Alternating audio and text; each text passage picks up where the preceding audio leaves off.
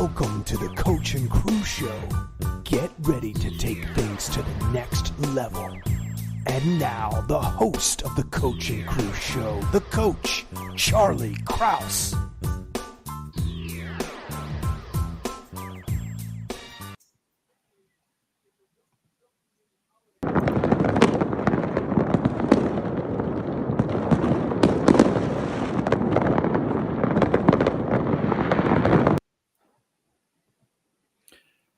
All right, Happy New Year, everybody. Welcome to the Coach and Crew Show. We're in full force.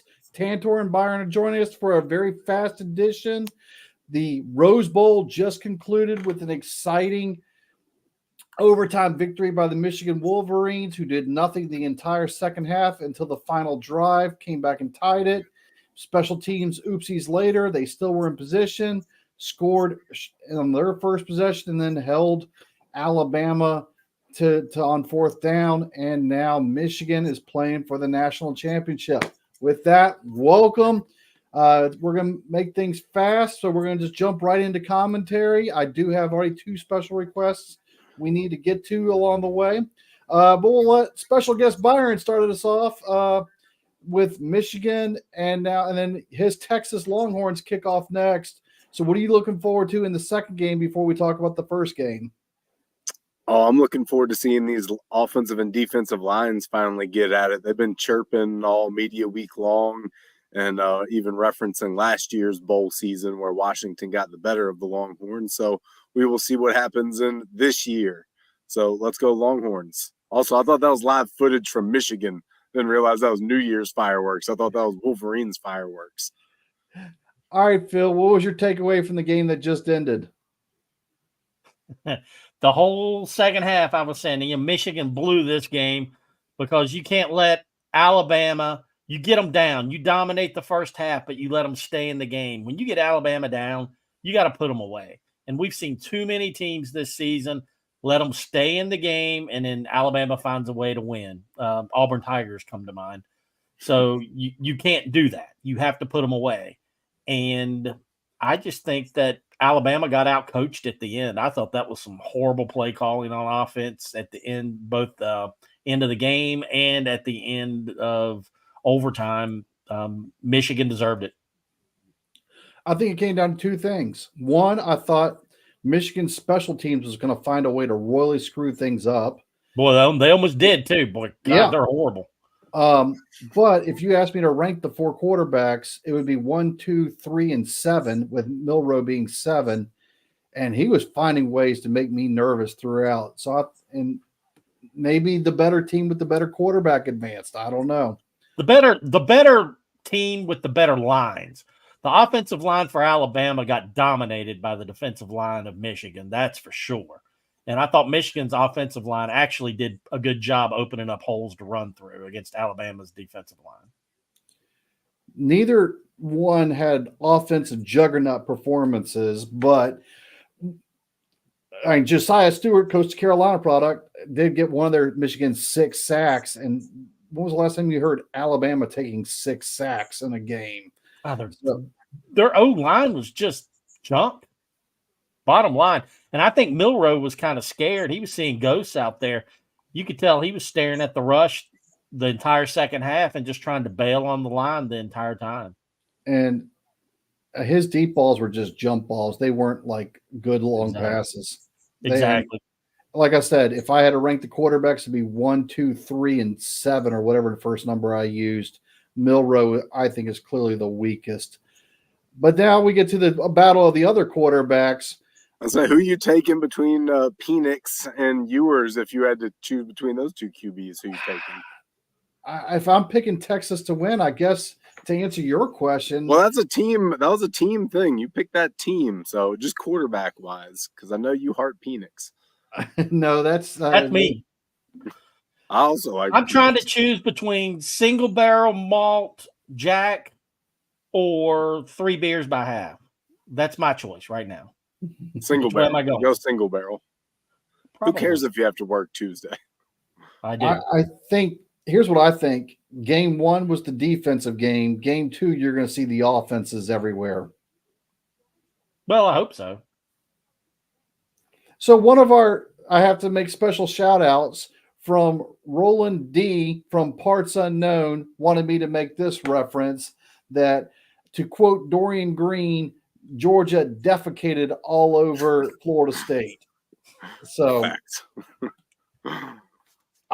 all I'm going to say is Michigan saved the Big Ten because the Big Ten in the big games was over to the SEC, and the SEC has just absolutely obliterated the Big Ten this bowl season. And then luckily Michigan saved face. So that's all I'm going to say about that. But I was excited to see Iowa's offense showed up today.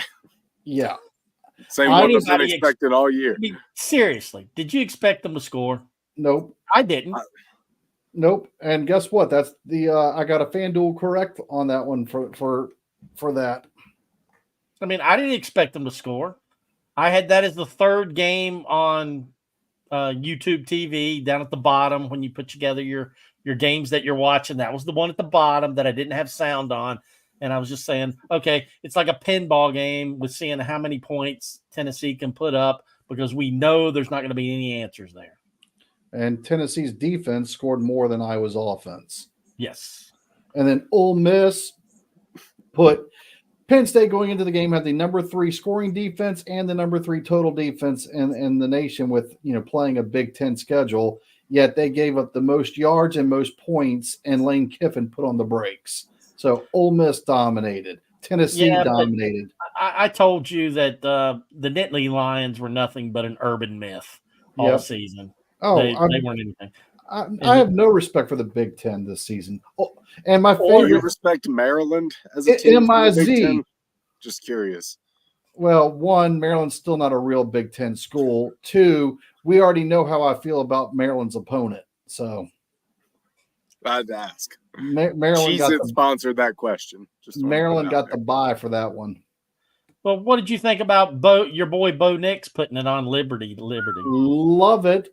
Got 5 touchdown passes, broken Alabama record, set an NCAA career touchdown passes record, and now he's going to ride off into the NFL. So good for Bo. And they could have that was a name your score type of game against Liberty Bibberty. Yeah, but that's your boy coaching out there. Well, still. Hey, fighting Chadwells. Listen, congratulations, Liberty, having an undefeated regular season when you played against the 133rd ranked strength of schedule in the country. You still had to beat your opponents in front of you, but now you saw what the next level looked like with a next level quarterback. So far, the best game I've seen was the LSU-Wisconsin game. That was a hell of a game. All right. So my most entertaining game was the Gator Bowl, Clemson and Kentucky. 42 points in the fourth quarter alone. Oh, yeah, that was it's all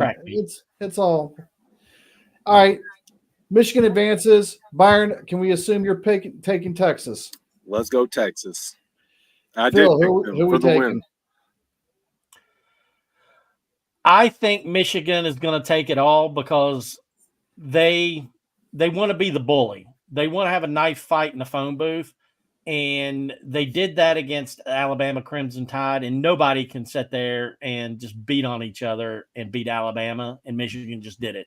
So they out Alabama to Alabama.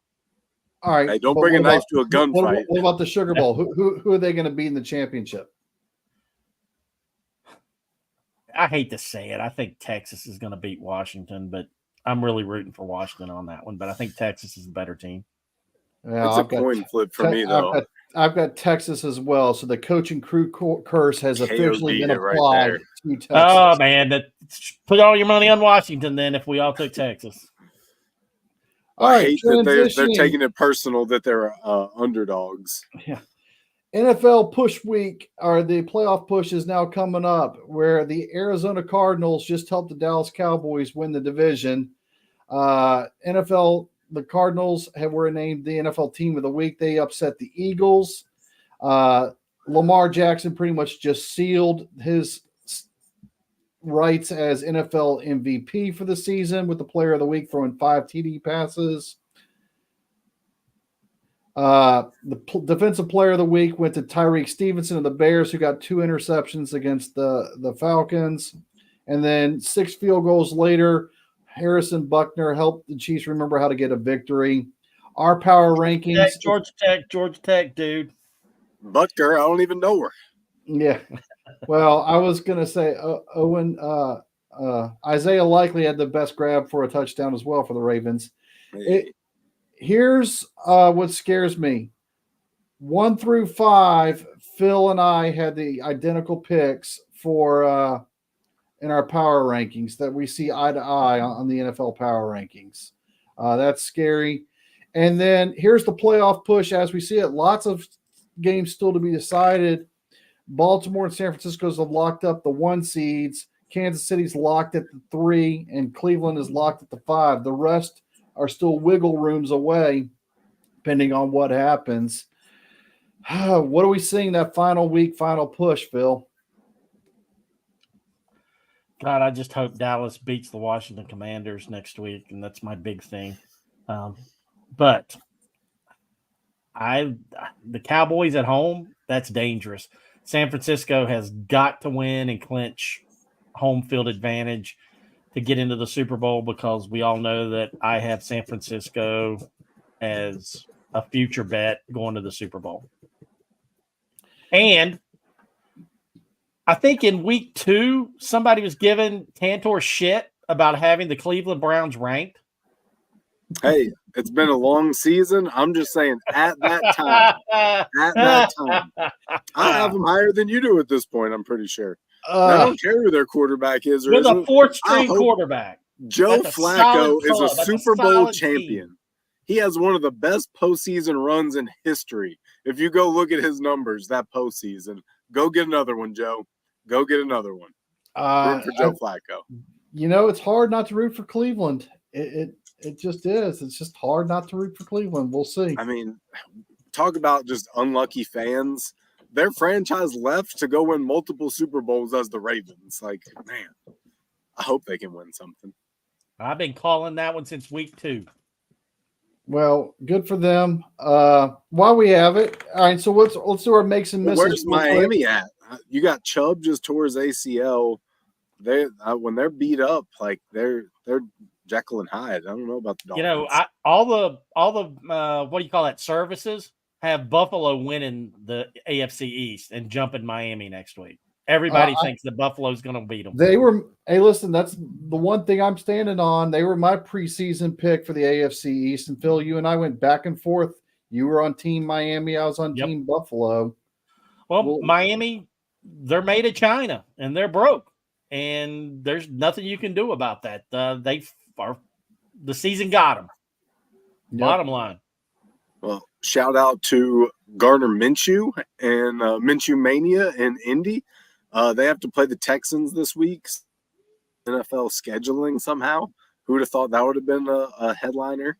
I'm gonna give Indianapolis some props and credit. I had them finishing in the bottom 3 of the entire NFL. Shows you what I know. But I also had them with Richardson at their quarterback, not Minshew. So, and we all know that Coach and I love Indianapolis because that's the home of Mo Alley Cox. And whenever we get Mo, we're all good. Yeah, it's like the year of the tight end. I mean, Njoku, Kelsey, obviously Mo Alley Cox, Isaiah Likely. There's some great tight ends out there. The San Francisco guy. Coach knows a tight end when he sees one. Well, we're all connected. I think that was a joke there somewhere. All right. Well, to cap us off, because the Sugar Bowl has already started, we said we were going to be fast. So WWE is doing a almost like premium live event this week where Raw Day 1 is taking place, and then they're going to do SmackDown Revolution on Friday. And the headline of the match for tonight is Drew McIntyre taking on Seth freaking Rollins to the championships. And now that Raw is fully sold, Raw has been turned over, And now that the keys to the kingdom, as far as creative go, are in Triple H's hand, I feel like we've finally passed this. Who's in the gorilla seat? It's now officially Hunter in the seat. So from today forward, I feel like it's now we can finally look forward to stuff. Phil, you follow this probably closer than anybody, the behind the scenes business side of the WWE. What do you think we can expect now that 2024 is fully here and the sale has fully gone forward? I got to tell you, with Triple H running the show, he's bringing in a lot of new blood, and those are going to be the people that are going to be making the news. And you're seeing Punk's. He's trying to sign a big guy from Japan now. You're going to see his newer people coming in, and he's going to put his stamp on it. We don't know if Drew McIntyre is going to still be WWE in another 3 months because his contract runs out early 2024. So we don't have anything about him re-signing, but he's already re-signed Charlotte Flair, Selena Vega, Bailey. So he is bringing back, some of the bigger acts that he's had. And I think it's going to be huge. But unfortunately, I think he's going to run Roman Reigns into, what do we call that? The Hulk Hogan category, for lack of a better description. And I'm not sure I like that, even though I'm the biggest Roman Reigns fan on the planet. I'm not sure that I want to see him eclipse Hulk. Well, he might break that record, and you know what? That's fine. But when I saw a stat that he'll never touch in that same amount of time frame, Hulk Hogan's competed in over 100 more matches. So that's all I have to say about that. Well, right. And that's very true. And I'm okay. I mean, look, Roman Reigns put in his time. Let's call him Joe Anoa'i. He put in his time. He got his contract. And I'm all for a guy when you're an independent contractor, when you can get your contract and name your price, good for you. Well, it also helped when he went to Georgia Tech, right? Well, of course. Come on. But, it's just tough when you grow up watching Hulk Hogan and those guys dominating and put on some great shows. It's tough seeing some of the newer guys come in and eclipse some of the records. And yes, records are made to be broken, but we all know that we would have rather seen Randy Orton break a record or John Cena break the record or something like that. It's just really tough to see a part-time guy break a record. It really is. I'm 100% agreeing. Byron, your opinion? Speaking of, I had hope that John Cena was going to break the total record. Still have hope for Randy Orton potentially for championship numbers. But we had talked about it before. SummerSlam turned me off so bad to what they were pumping out that I took a break. So for the first time in a while, I haven't been even keeping up. So I hope they have plenty of change coming. But I don't know that. I mean, can we really trust that Triple H is taking over moving forward? Like, how many times have you said that at this point? No, like, you're 100% right. Yeah, and we're waiting on Vince to come back in and pull the rug.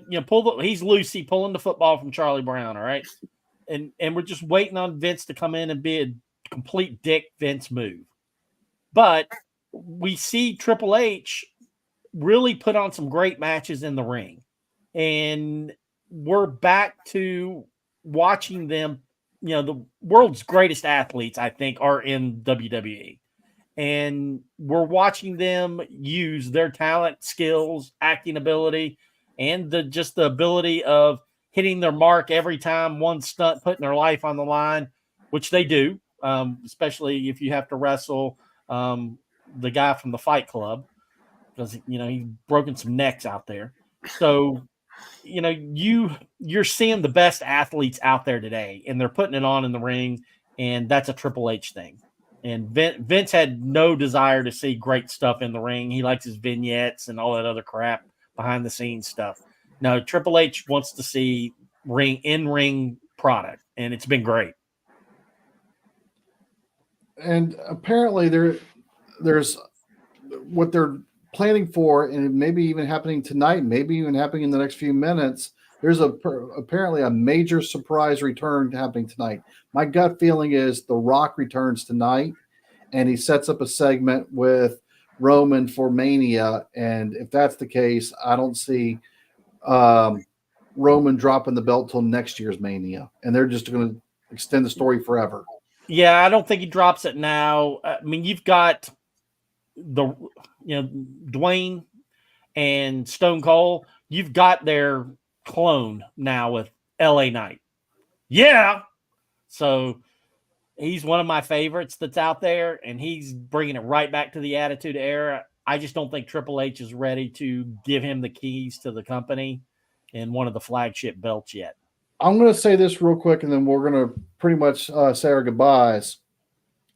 The one thing I don't hope is that Roman has to relinquish the belt because of health reasons, because of previous health conditions.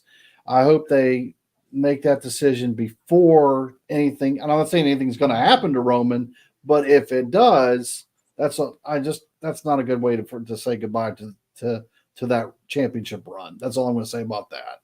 I don't know how either they're going to do it at this point.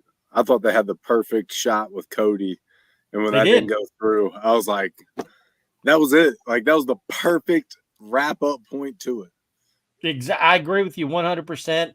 Having Cody Rhodes take the belt from him at WrestleMania would have been perfect. And then now you've got CM Punk coming back, and he could have taken the belt from Cody at this WrestleMania, and that would have been a perfect handover. I don't want Punk anywhere near it. Or LA Knight. So you had off-ramps for Roman Reigns. And they didn't. Are you going to give it to a part-timer like Dwayne? Like, I don't think Dwayne's even going to come back. I think that's all just hearsay. Like, I don't see The Rock coming back. I don't think he will now that the actor strike is over. I think he could come back and host WrestleMania and knock somebody out, or get a 10-second pin or whatever it is. Like, I don't see him come back from the match. The title. Yeah, they could have Jey Uso take the title from Roman and have The Rock, interfere and get the title over on him. I mean, anything like that would be good. I mean, that would still stay within the bloodline storyline, which has been the best storyline in the past decade for wrestling. I would love to see The Rock interfere at some level. That would be great just to see him involved. Oh, absolutely. I don't think a match is in the cards. We'll see. But Triple H has done a great job building up guys. I mean, who would have thought, 7 years ago when Sami Zayn first came on the scene, who would have thought he would be one of the bigger draws ever in WWE? Not me. Who would have thought? I'm a Sami Zayn fan, so. I am now. I was then. I can watch him and Kevin Owens fight forever. Well, and you're 100% right, because they put on a great show in the ring. They're fantastic in the ring. But who would have thought? Coach knows that I'm not a Dominic Mysterio fan at all, period. But he is a hell of a heel. And and you don't have to be sometimes the best, quote unquote, wrestler to be what he has become. And because when the crowd will boo you, and not even allow you to get a word in for longer than 60 seconds, that says something special about your character. You're doing something right when you generate that much heat. And he does take a beating as well, so it's not like they let him go unscathed. They do now. Now they let him take the beating. Triple H lets him hang out there, but when Vince was running the show, they didn't let him take a beating. Well, he would have got killed then. So I think Triple H is onto something, and he's developing characters. He's developing people that I want to watch and I want to see. So he makes it interesting. I think he's good for wrestling. That's for sure. All right, folks. Well, we were trying to keep this one quick because the Sugar Bowl's already underway. We won't give any spoilers of what the score is already, but they're into the first quarter now. Look, we got a lot going on this week. A lot of videos are getting produced this week. We got NFL Power Rankings officially getting produced later this week. We're going to go back to producing Raw and Smackdown video, summary videos and takeaway videos. We got the college football final rankings. Obviously, this video. Make sure you are fully subscribed to us and that you're checking us out so that you're up to speed on everything. Always, we welcome the comments. I did not get one last comment in. Wes from Amelia, Virginia, wanted us to talk about this real fast. We're going to try to spend about 60 seconds maximum on this for Wes. He was wanting our takeaway to the Dallas-Detroit referee debacle at the end. My 10-second spin on this is both coaching staffs at the end of the game both miserably failed. Dallas's is being highly overlooked because of the ball ended with Detroit, but Dallas's coaching staff, oh my gosh, Detroit should have never had that opportunity. That's mine. Either you want to chime in on crooked refs. That's all I have to say is it's all rigged. I thought it was NFL scripted it for Dallas to win, and then it looks like that was the actual case. But the Lions still could have won that game if they would have had a halfway decent head coach that knew how to make decisions. Extend the game, extend the game, extend the game, make the other team play. The other team went in to prevent, took their foot off the pedal, and you can't get it back playing football that way. Lions would have won if they would have just kicked the freaking extra point. They would have went into overtime, and they would have beat Dallas straight up. Stupid head coaching cost them the game. Love the call, Dan Campbell. Love the call. All right, folks. There we have it. Like, subscribe, follow us back, comment. Thanks for watching. Enjoy the Sugar Bowl, and we're going to see you for the full hour at 7 o'clock next Monday night for the college football championship preview and some other stuff as well heading into the NFL playoffs. Thanks for watching.